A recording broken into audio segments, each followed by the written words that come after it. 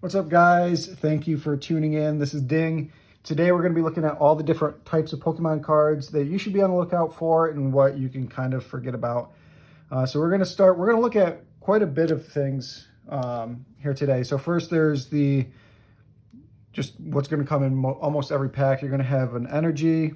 You're going to have your common card signified by the little circle on the bottom left of the card. Sometimes it'll be on the bottom right. You'll have your uncommons, which are your diamonds. And you'll have your rares, which are signified by little stars. You'll also find occasionally, depending on if you're buying boxes and stuff, little promos. These are black star promos, and you'll see that on the bottom right. So a few different variants of rarity there.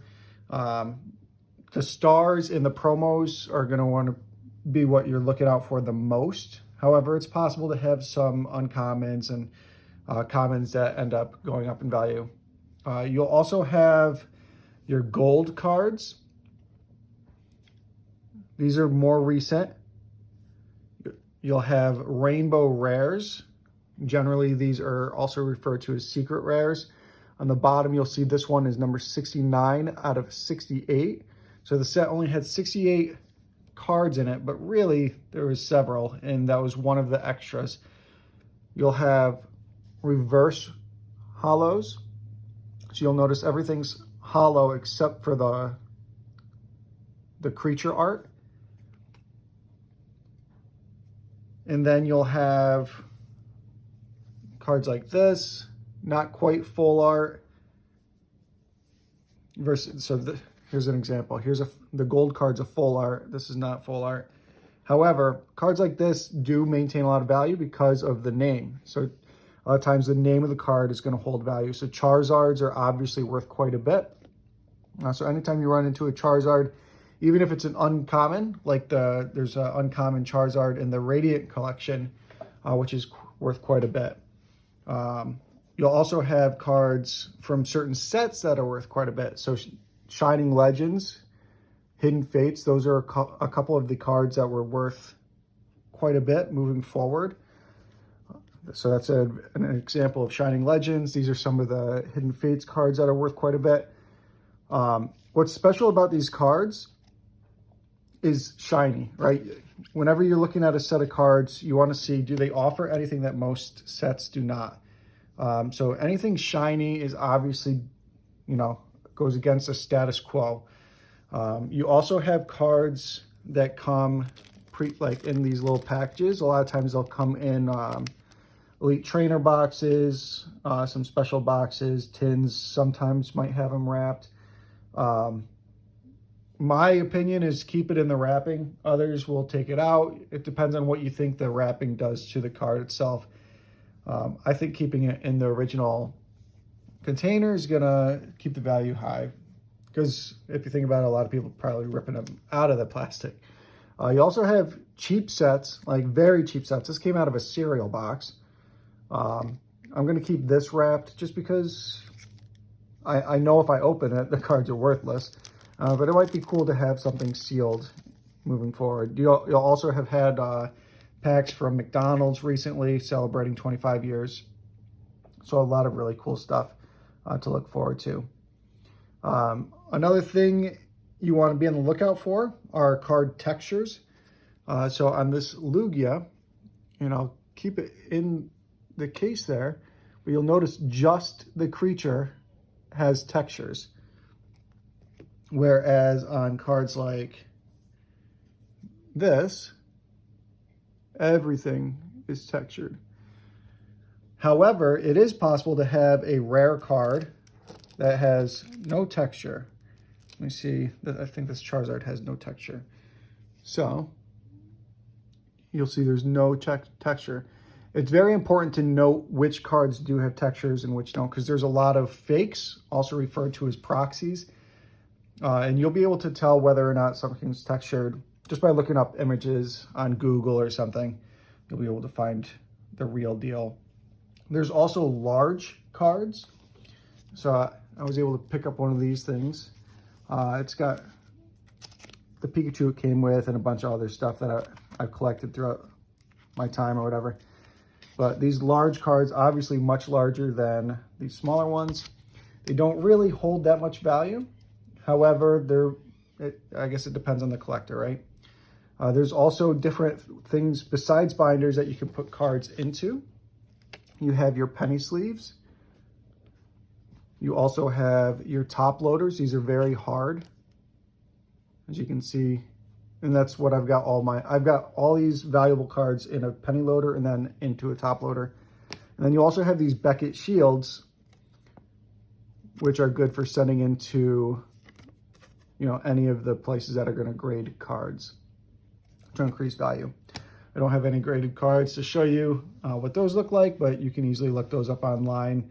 Obviously, a lot of people want those Gem Mint 10s. Anything graded is going to be kind of cool to add to your collection. So on top of the type, obviously we want stars, promos, we want shiny. You also want fan favorites. So that's kind of why I have this Legendary Birds card out. Legendary Birds from the original 150 Pokemon is very popular, or they are very popular. There's also the Lugia. Lugias are generally pretty popular. Charizards, obviously. Pikachu, obviously. Just as an example, this Pikachu is worth roughly $27. And where I've gone to find out a rough estimation of the prices and where you'll be able to find out is on TCG. You can either go onto their website. You can also go download, they've got an app, it's TCG Player, where you can enter all of your individual cards. The easiest way to do it is just type in the name of the Pokemon, and then a lot of times it will show the symbol of the set, which is here on the bottom left. I don't know if you can see that. Let's see if I can get a better picture. It looks like wings down there on the very bottom left. So that's an image of the set that the card came from. So yeah, a lot of cool stuff to look into and ways to value your card. A lot of people, may not trust TCG. So there's other sites. Troll and Toad is a big one. However, you need to be careful about sites like that because what Troll and Toad is, it's a card store, a local card store. I think it's out in Minnesota or something. So their prices are all based on their local community. So just because the price is high or low on some of those sites doesn't mean that's what the card's actually worth. So a lot of people, in Facebook groups, and so that's another place you can go is Facebook groups to find value of cards. A lot of times they'll tell you to go to eBay.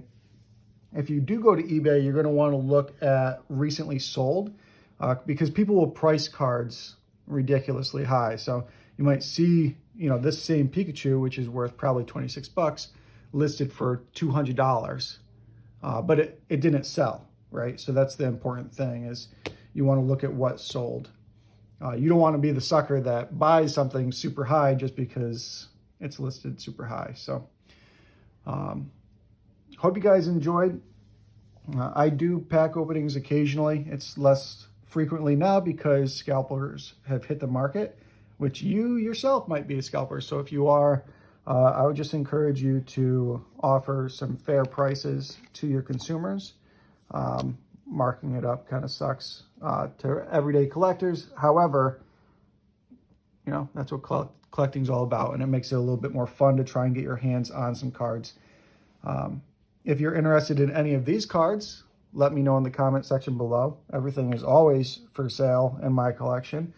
However, the price has to be right and fair. So otherwise, thank you guys for watching. If you guys do want to go through my collection, I can put up a video of my entire collection. If you want to see me open a certain set or series, let me know. I'd be happy to do that. Otherwise, thanks for watching. I plan to have some TCG online gameplay coming up soon where I can demonstrate a deck with no energies, how to win with that, and then also a deck that wins almost every match in about 2 minutes. So thanks again for watching. If you're not subscribed, be sure to hit the subscribe button. If you like this video, hit the like button. Otherwise, thanks for watching, and I hope you learned something.